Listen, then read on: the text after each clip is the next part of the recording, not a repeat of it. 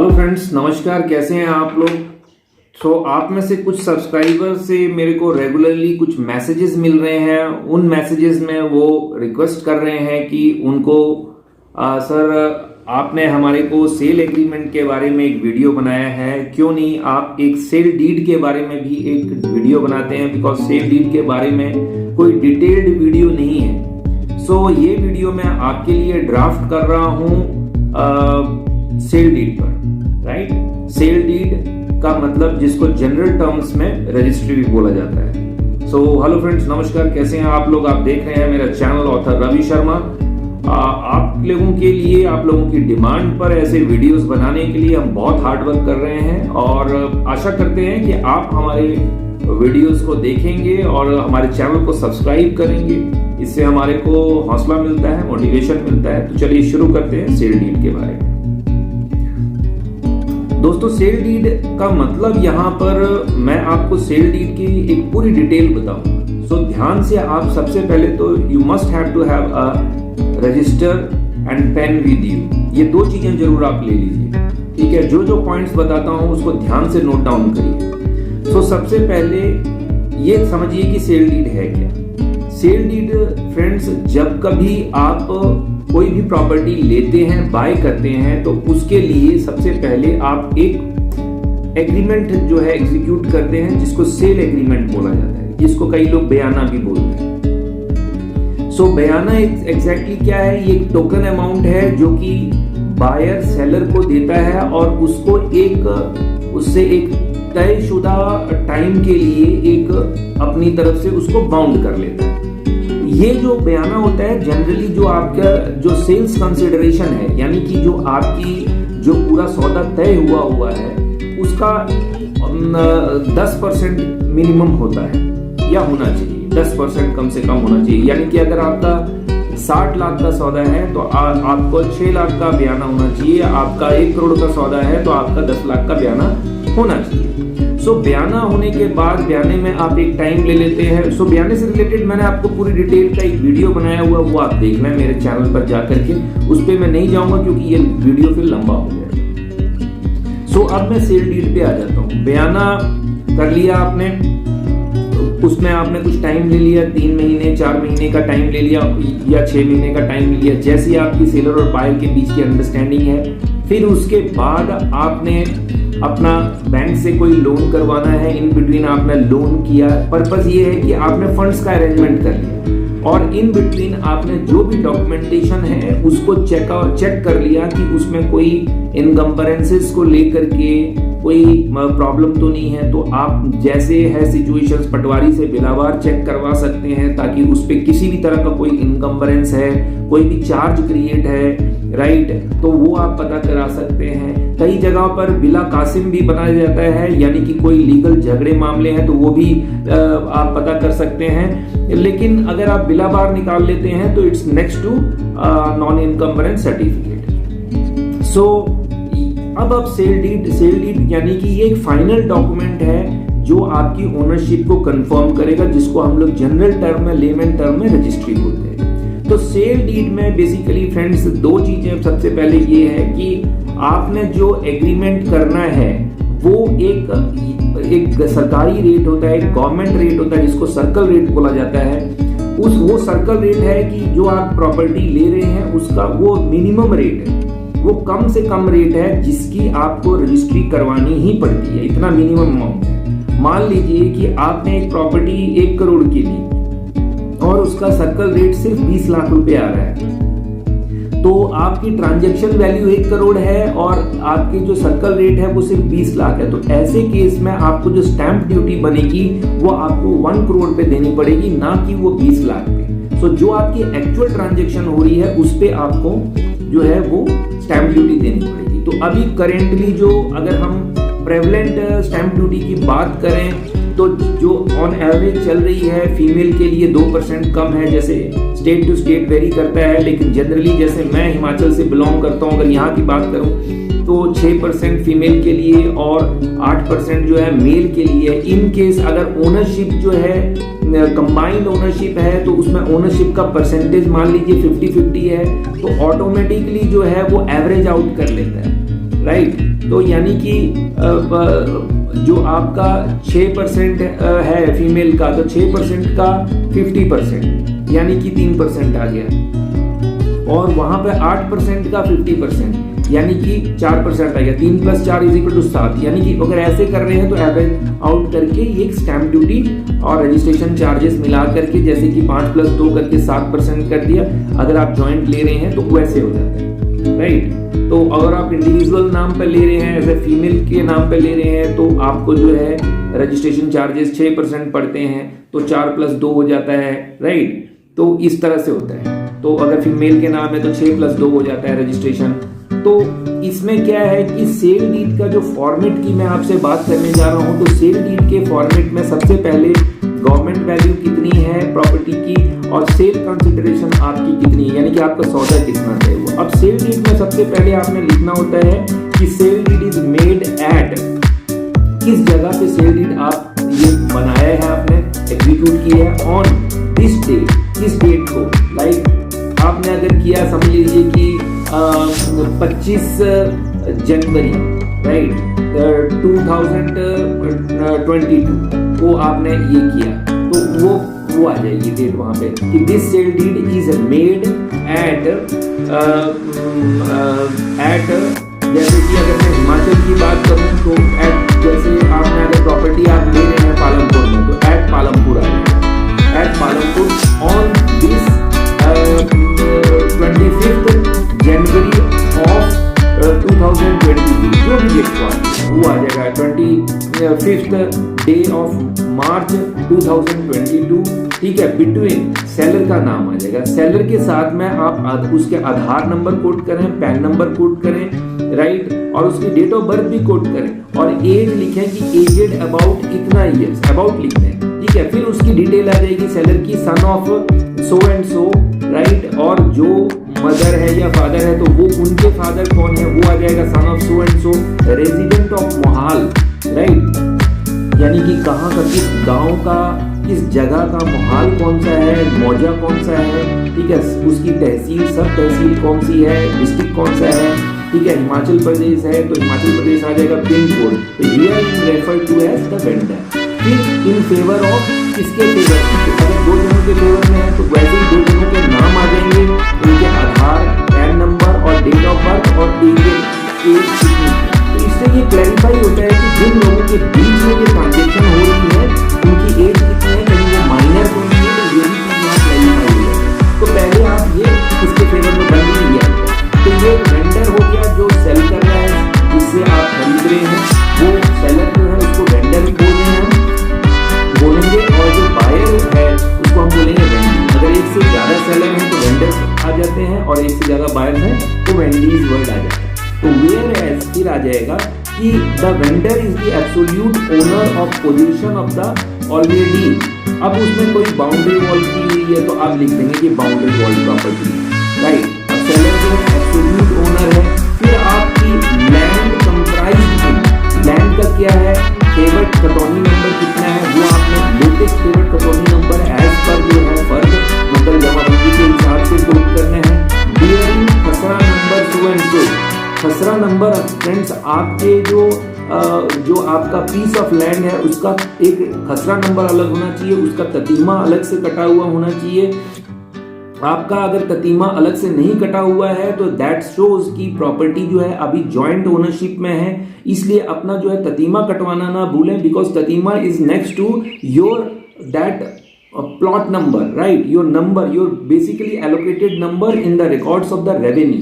तो एरिया कितना है, मेजरिंग एरिया, जैसे अगर मैं हिमाचल की बात करूं तो हिमाचल में जो है हेक्टेयर्स, एरीज और सेंटियर्स की जो है ये मेट्रिक इकाइयां चलती हैं, तो वो आप इकाइयों को लिखते हैं, उसके साथ साथ में डबल इकाइयां लिखें, इसके साथ साथ में आप उसको स्क्वायर मीटर्स में कन्वर्ट कर लें, तो ये आप लिख देंगे। फिर आप स्ट्रक्चर की डिटेल लिखेंगे कि स्ट्रक्चर क्या है, अ built up single storey house consisting of, क्या है उसमें 3 बेडरूम 4 बेडरूम, एक ड्राइंग डाइनिंग है, किचन है, कोई प्रेयर रूम है या फिर बाथरूम कम टॉयलेट है, जो जनरली होता है वो चीज़ें लिख दी। फिर सिचुएटेड है, कहाँ सिचुएटेड है, वो सारी डिटेल जो मैंने आपको बताई वो चीज़ आपने।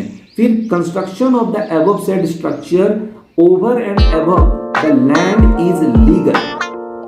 ये आपने टाइटल में मेंशन करना है कि ये लीगल वन है and does not violate any provisions of the law. कोई भी लॉ का उल्लंघन नहीं हुआ है इसको बनाने में, सेलर ने कोई भी उल्लंघन नहीं किया है। क्योंकि देखिए सेलर साइन कर रहा है, बायर भी साइन कर रहा है, सेलर की ये डिक्लेरेशन ये सेलर की मानी जाएगी कि हाँ ठीक है।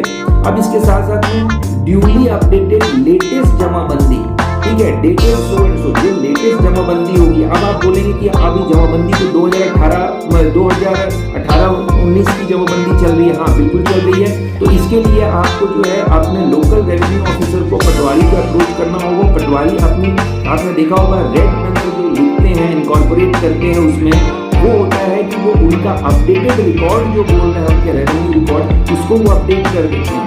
तो वो आपने अपडेट करवाना है, उसका कदीमा ले लेना है। कदीमा के साथ में जो है आपकी जो स्ट्रक्चर अगर आप ले रहे हैं, लैंड ले रहे हैं, तो उसका एक आप वैल्यूएशन अगर करवाया है आपने वैल्यूएटर से, अगर आप कोई लोन ले रहे हैं, कोई फंड्स ले रहे हैं, तो आप वैल्यूएशन जो है उनको आप साथ उसको भी मेंशन कर दें।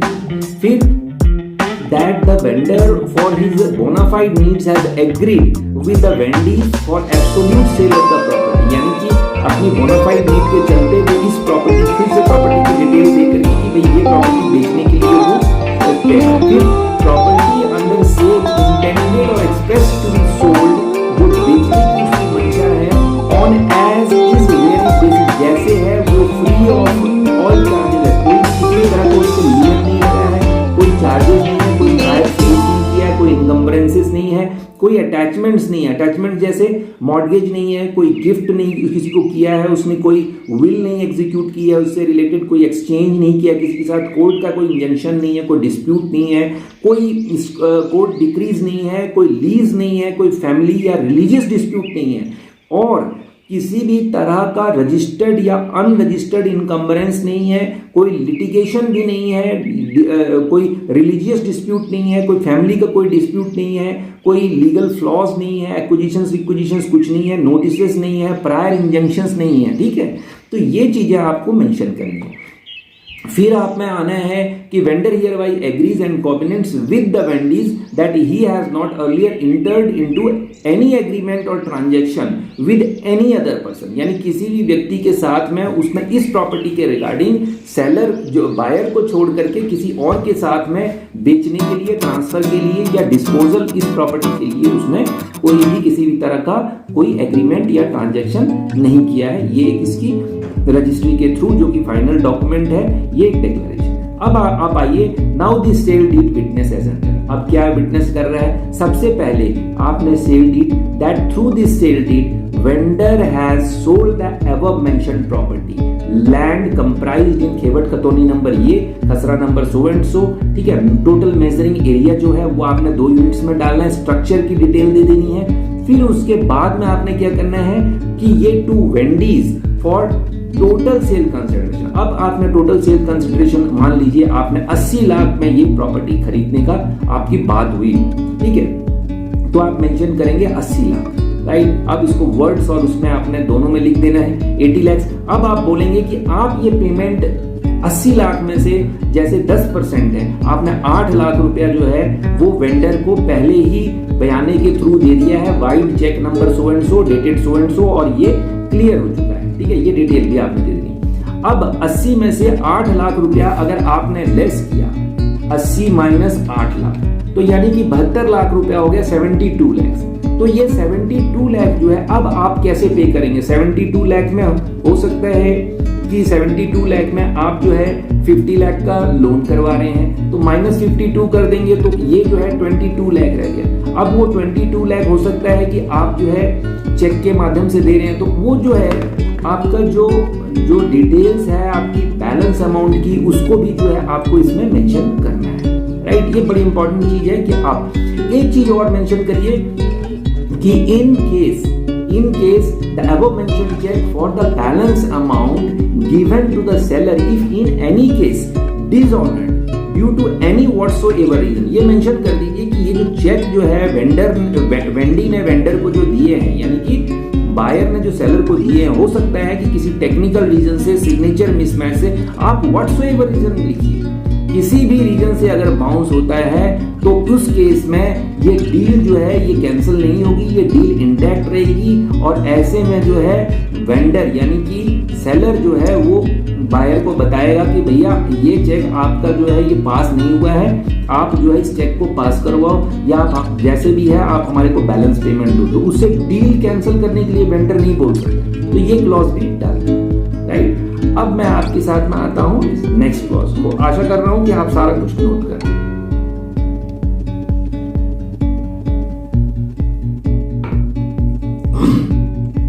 अब नेक्स्ट पॉइंट पे आ जाइए कि वेंडर जो है वेंडी को एश्योर कर रहा है कि above mentioned property is free from all charges. जितने मैंने बताया कि encumbrances, charges, court injunctions, court decrees, कोई लीज नहीं, कोई फैमिली और रिलीजियस डिस्प्यूट नहीं, कोई रजिस्टर्ड या अनरजिस्टर्ड इनकम्बरेंसेस नहीं, कोई लिटिगेशन नहीं, ये सारा कुछ भी नहीं है इस प्रॉपर्टी के ऊपर। ये उसकी डिक्लेरेशन आ जाती है। और ये आ जाती है कि वेंडर ने इस प्रॉपर्टी के रिगार्डिंग किसी और व्यक्ति से किसी भी तरह का ट्रांजैक्शन नहीं किया हुआ है, राइट। ठीक है, ये चीज आपने मेंशन कर देनी है कि इस प्रॉपर्टी का। फिर तीसरा पॉइंट ये आ जाता है, कुछ पॉइंटों का देखिए रेपिटेशन लग रहा होगा लेकिन ये जरूरी है। फिर तीसरी बात आ जाती है that does the vendor who is absolute owner in position of the property is fully described above does hereby sell, convey, assign, assure and transfer the said property along with all rights। यानी कि सारे rights के साथ में जो है seller buyer को ये प्रॉपर्टी बेच रहा है, वो राइट्स जिस शूज में पहले उसके पैर थे वही शूज में जो है अब वेंडी के यानी कि बायर के पैर होंगे। सारे राइट्स मिलेंगे उसको, टाइटल उसके फेवर में होगी, उसके इंटरेस्ट, पाथ, रास्ते का राइट, फिर वो बेच सकता है। मतलब अब मालिक हो गया तो वो कुछ भी कर सकता है उस प्रॉपर्टी से रिलेटेड, तो उसको जो है एजामेंट्री राइट, सब राइट्स उसको मिलेंगे। ये जो है बोल रहा है वेंडर कि भाई आपसे ये जो सारे राइट हैं ये इनके फेवर में जाते हैं। ठीक है, तो ये चीज जो है आपने ये मेंशन करनी है। इसके अलावा जो है अब ये प्रॉपर्टी जो है ये उसके वेंडी के जो है जितने लीगल हायर्स हैं, सक्सेसर्स हैं, एग्जीक्यूटर्स हैं, ठीक है, तो वो भी जो है इसके बाद जो है वो ये ओनरशिप राइट्स जो है वो एंजॉय कर सकते हैं। फिर नंबर 4 पॉइंट पर आइए कि actual physical vacant position of the property fully described above sold to the vendee has already been delivered to them at the spot by the vendor including electricity, water connection, fencing, fixture, furniture, possessory rights in the said property and every part of it attached with the property which were being enjoyed by the vendor। यानी ये vendor ये कह रहा है कि मेरे पास जो property थी ये मेरी बैकएंड प्रॉपर्टी है, यानी इसमें कोई टेनेंसी नहीं है, कोई टेनेंट नहीं था। ये प्रॉपर्टी में एज इट इज जो है वो वाटर कनेक्शन मेरा लगा हुआ है, फेंसिंग हुई है, ठीक है, फिर इलेक्ट्रिसिटी लगी हुई है, तो मेरी सारे जो चीजें लगी हुई थी ना एज इट इज में जो है उनको as is where is basis पे वेंडी को एंजॉय करने के लिए वो राइट्स जो है वो दे रहा हूँ, वो मैं कंफर्म कर रहा हूँ। नेक्स्ट आ जाइए कि vendor has transferred all the rights attached to the property along with all easementary rights. वही चीज है कि सारे एग्जामेंट्री राइट्स के साथ में उसने ये प्रॉपर्टी जो है वो जो पहले एंजॉय कर रहा था उसके साथ में ये वो ट्रांसफर कर रहा है ये वेंडी, ठीक है, तो ये आ गया। फिर उसके बाद that the vendor do hereby agrees and covenants to save harmless and keep the vendee indemnified. देखिए इंडेमनिफिकेशन का जो क्लॉज है ये बड़ा जरूरी है कि अगर किसी भी तरह का क्लेम होता है, किसी तरह का लॉस होता है, किसी तरह डैमेज होता है, बाद में पता लगता है कि वेंडर ने जो है उसके नाम पर जो है कुछ बिल्स आउटस्टैंडिंग निकला है, कुछ खर्चा आउटस्टैंडिंग नहीं, यानी कि रजिस्ट्री के पहले जो है ओनरशिप वेंडर की थी, सेलर की थी। तो अगर किसी भी तरह का कोई भी आउटस्टैंडिंग निकल करके आता है गवर्नमेंट की तरफ से, कोई भी आउटस्टैंडिंग निकल के आता है कहीं से भी, तो वो आउटस्टैंडिंग क्लियर करने की पूरी जिम्मेदारी जो है वो वेंडर की रहेगी। और ये जो है ये बेसिक प्रॉपर्टी को बेचने के बाद भी जो है वो वेंडर से उसको इंडेमनिफाई करके देगा, यानी कि उसके जो काम उसके रहते हुआ है, जो आउटस्टैंडिंग है उसके रहते बना है, वो आउटस्टैंडिंग उसी को पे करना है, वेंडर को पे करना है, राइट। नेक्स्ट पॉइंट है right title interest of the vendor for associated comes to an end. अब भाई ये है कि सेल रजिस्ट्रेशन हो गई, अब जो है ये जितने भी राइट्स थे वेंडर के इस प्रॉपर्टी से रिलेटेड वो सारे जो है सीज हो गए, वो बंद हो गए, अब खत्म हो गए। अब ये जो राइट्स हैं वो ट्रांसफर हो गए किसको, वेंडर्स को। अब से जितने भी और मतलब रजिस्ट्रेशन होने के बाद, रजिस्ट्री होने के बाद में सारी लायबिलिटी जो है अब वो वेंडी जब रहना शुरू कर दिया अपनी पोजीशन ले ली, उसके बाद बिजली का कोई भी खर्चा तो नहीं होना इसके पहले की, यानी कि वो कह रहे थे अब मेरे राइट खर्चे expenses of execution and registration of the sale जो है वो bond by the bond of paid by the purchaser pay करेंगे, कलेक्शन पे करेंगे। दैट परचेजर्स आर, जैसे कि आप अगर हिमाचल में बाई कर रहे हैं तो आपको ये डिक्लेरेशन देनी पड़ेगी कि purchasers are the like agriculture right profile in Himachal, ठीक है। यानी कि उनका जो है HP tenancy, Himachal Pradesh tenancy and land reform act के मुताबिक 1972 के मुताबिक जो है वो एग्रीकल्चरिस्ट है, क्योंकि यहाँ के लोग भी जो है यहाँ की प्रॉपर्टी को बाई करते हैं तो एग्रीकल्चरिस्ट है, ये इनकी डिक्लेरेशन देनी पड़ेगी, तो सर्टिफिकेट भी आपको कैरी करना पड़ेगा। नेक्स्ट आ जाइए कि दैट द एक्सप्रेशन, जैसे कि मेरे सब्सक्राइबर ने पूछा था जो हिमाचल से ही है, उन्होंने ये चीज़ पूछी थी तो उनके लिए मैंने ये पॉइंट ये क्लियर किया है, right. That the expression vendor and vendees shall, unless it be repugnant to the meaning of the context thereof, be deemed to mean and include respective legal, यानी vendor और vendees का मतलब ये है कि उनके respective legal hires भी उसमें include होते हैं, ठीक है। That the actual physical possession within any tenancy or lease etc. of the said property is being delivered by the vendor to the vendees at the time of execution of sale. That the actual physical possession, यानी कि अब vendor जो है बोल रहा है without any tenancy, यानी वो कह रहा है कि मेरी भाई इसमें इस प्रॉपर्टी के ऊपर कोई टेनेंट नहीं है, ना ही किसी को लीज पे दिया है, मैं एक्चुअल फिजिकल पोजीशन जो है बिल्कुल साफ सुथरी पोजीशन जो है वो मैं हैंड ओवर डिलीवर कर दिए है वेंडर ने वेंडी को, ठीक है, सेल डीड एग्जीक्यूट। अब अगली बात क्या आ रही है, that vendor is absolute owner in position of the asset property who has acquired his ownership by way of execution of settlement deed in which the other persons including HUF minor have no rights. अब ये मान लीजिए कई लोगों को जो है पुश्तैनी, जैसे कि मान लीजिए कि फादर ने जो है कि एक बच्चे के नाम पर जो है चीज प्रॉपर्टी आगे दे दी तो वो सेटलमेंट डीड एग्जीक्यूट हो जाती है, जिसको व्यवस्था पत्र बोलते हैं। तो व्यवस्था पत्र जैसे ही एग्जीक्यूट हो जाता है तो आपको ये मेंशन करना, और ये भी मेंशन कर दीजिए स्पेसिफिकली, देखिए दो जगह की बड़ी ध्यान रखना है, माइनर का कोई राइट्स नहीं होना चाहिए, तो ये भी करिए कि भाई ये जो चीज़ में वेंडर को मिली है इसमें जो है इसमें एचयूएफ का और माइनर का कोई भी no rights title and interest, right. So next जो है the point which is arising here is कि vendor hereby assure the vendor that they have neither done nor any part of act whereby their rights and titles to the said property have been prevented from, यानी कि ये जो property transfer कर रहा है seller buyer को, तो कोई भी राइट, कोई भी जो लॉ है उसको ऐसा करने से रोकता नहीं है, उसने ऐसा कोई काम नहीं किया हुआ है कि कोई उसको रोके, राइट। तो इसलिए बोल रहे हैं vendor hereby assures that the vendees that they have neither done nor been party to any act, ऐसा नहीं किसी और को बेच दिया, आपको किसी और को बेच रहा है, तो वो डिक्लेरेशन दे रहा है कि साफ सुथरा ट्रांजेक्शन है, मैं आपके साथ ही ट्रांजेक्शन कर रहा हूँ, मैं कोई भी गलत इसमें इन्वॉल्वमेंट नहीं है, राइट, करेक्ट। सो अगला जो है that accepting the vendor nobody else has the right title interest claim और डिमांड व्हाटसोएवर और whatsoever in respect of the set property, यानी कि वेंडर के ही इसमें राइट है, इसके अलावा वेंडर के अलावा इस प्रॉपर्टी पे किसी के राइट नहीं है जो उसको वो सेल करना चाह रहा है। That there is no legal impediment or bar whereby the vendor can be prevented from selling, यानी कि उसको बेचने से इस प्रॉपर्टी कोई भी लीगल इम्पेडिमेंट नहीं है। लीगल इम्पेडिमेंट मतलब कानूनी कोई किसी भी तरह का जो है वो बंधन नहीं है, ठीक है, इम्पेडिमेंट नहीं है, उसको कानून किसी तरह से रोकता नहीं है उसको, यानी कि वो बेच सकता है, राइट, सेल कर सकता है, ट्रांसफर कर सकता है, जो कर सकता है।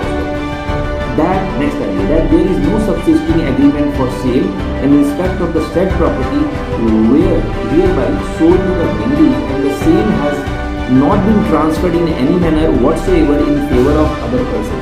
ये बोल रहा है कि there is no subsisting agreement for sale, यानी कि इस प्रॉपर्टी से रिलेटेड वेंडर ने जो वेंडी के साथ है किया एग्रीमेंट, उसके अलावा इसका किसी के साथ में कोई ऐसा एग्रीमेंट नहीं है जिसमें उसने ट्रांसफर करने की किसी और व्यक्ति को बात की।